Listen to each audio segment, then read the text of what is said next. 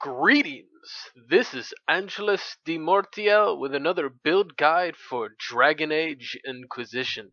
Today we will be building the Arcane Warrior as a control leader. The control is any class possessing abilities that alter the actions of enemies, typically falling into the realms of inhibiting or debilitating. The leader is any class that has skills for buffing allies and debuffing enemies. While in pure description it may sound very similar to the Keeper build guide that I did last, it is actually very unique. Whereas the Keeper control leader focused mostly on team defense with a touch of crowd control, the Arcane Warrior bias is reversed in that it is focused on crowd control instead of team defense. Now, I would be remiss if I did not say a word on Fade Shield. With Fade Shield, when you attack enemies, it will generate barrier on you equivalent to 30% of the damage of your attack. An Arcane Warrior constructed with a particular meta build to deal high amounts of damage is nigh invincible as long as he has enemies to attack. That Fade Shield to win meta build encourages a rather selfish Rambo-like mentality and is used by many Arcane Warrior players, which is often very little enjoyed by everybody else in the party. Because there is no real downside to this passive and it's available to the Arcane Warrior at level 2, many, including myself, consider Fade Shield to be horribly unbalanced as it is right now.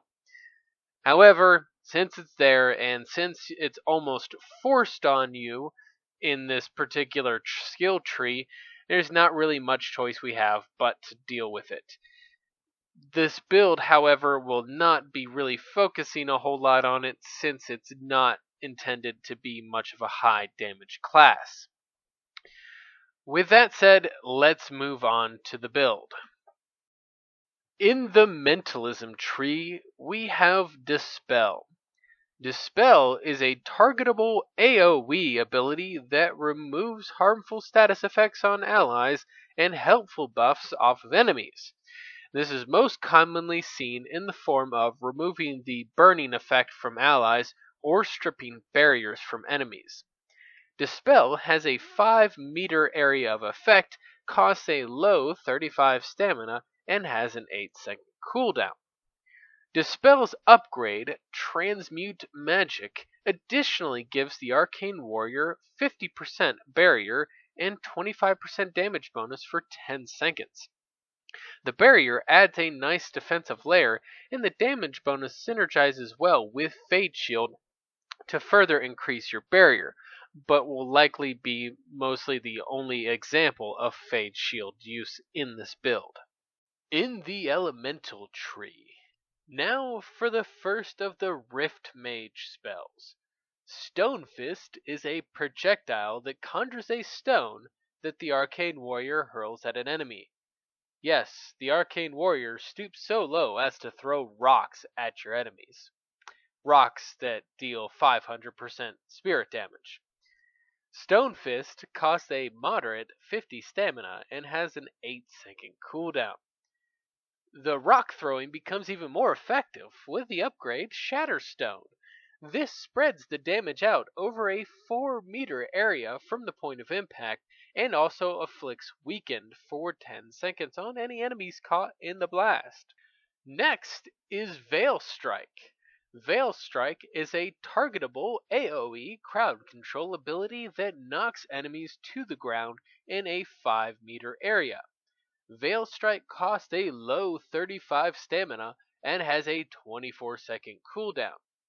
The upgrade Punching Down lowers the mana cost of Veil Strike down to a very low 20 mana and expounds the effect further by inflicting any enemy caught in the blast with weakened for 10 seconds. Starting to notice a pattern yet? Finally, we have Pull of the Abyss. Pull of the Abyss is a targetable AoE crowd control ability. Any enemy caught within the 6-meter area of effect is pulled into the middle for 12 seconds. inhibiting their movement and making them extremely susceptible to powerful AoE damage abilities. Pull of the Abyss costs a high 65 stamina and has a 32-second cooldown. Now, before we continue, let's make a little disclaimer. Pull of the Abyss, while being extremely useful, does have a bug affecting it currently. It seems that when the ability ends, the enemies will magically teleport right back to where they were before the ability started. Be aware of this so you're not caught off guard. And let's not forget the upgrade to Pull of the Abyss, Shaken Veil. Shaken Veil lowers the cooldown of Pull of the Abyss to 24 seconds, and, you guessed it, inflicts weaken for 10 seconds. You are probably thinking to yourself about now that a lot of these skill choices seem to have a recurring theme. Weakened. All of the skills are taken from the Rift Mage in single player. Weakened, by itself, reduces the damage of enemies by 15%. However, what also made its way into the Arcane Warrior was the 4 Rift Mage passives that expound the effects of Weakened. Smothering Veil further reduces the damage output of enemies by an additional 30%. From my basic tests, it appears to be additive, meaning the total damage reduction is 45%. This is amazingly useful at keeping your allies alive on harder difficulties. Twisting Veil increases the Arcane Warrior's damage by 15% against weakened enemies. While I personally wish this would affect your team's attacks as well, it is still useful at killing enemies faster and generating more barrier with Fade Shield for what little damage we do with it. Encircling Veil increases the duration of status effects on weakened enemies by 25%. This means that if you cast the upgraded Pull of the Abyss on a group to cluster that group together and inflict weaken, then casting upgraded Stone Fist at that clustered group, Stone Fist's weaken will last for 12 seconds instead of 10. However, this does not just affect the Arcane Warrior's status effects. This would also synergize with teammates inflicting Frozen or Panic, for example. Restorative Veil restores 10% of your mana when you damage weakened enemies. This is an amazing way to quickly recover your mana, especially if damaging a group with Stone Fist. Additionally, the Arcane Warrior also has a passive, Disturbance of the Spirit, that gives 5% chance for any offensive spells to inflict weaken for 6 seconds.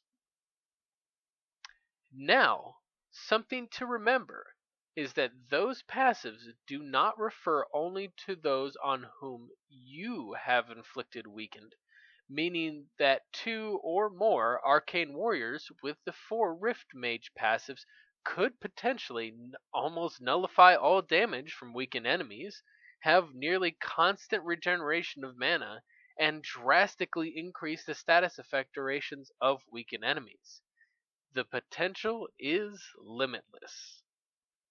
The strategy of this particular Arcane Warrior build is not very popular because it's not designed for the Fade Shield to Win concept playstyle. It is largely designed for backline crowd control and support. With this build, you want to remain at a distance in order to be able to see more of the field and react accordingly.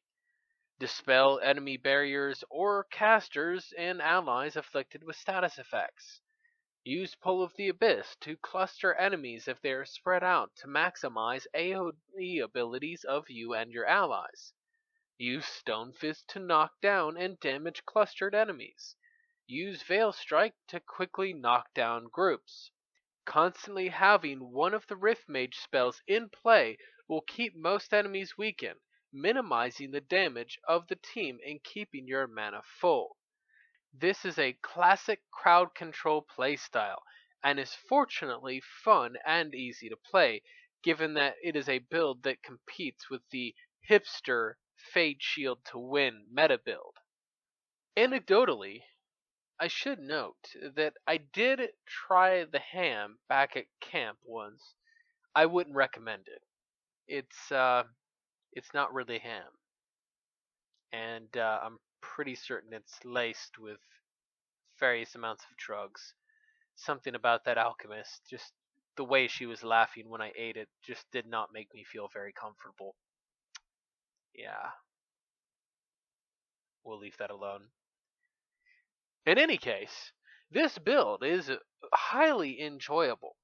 But as with any build that I make a video on, I do make the disclaimer. This is not the best build.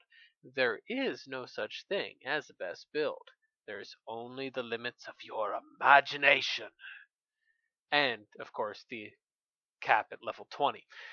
But aside, if you have your own build, let me know in the comments below. As always, if you enjoyed the video or have something to say, feel free to like, comment, and subscribe. Once again, this is Angelus de Mortiel signing off.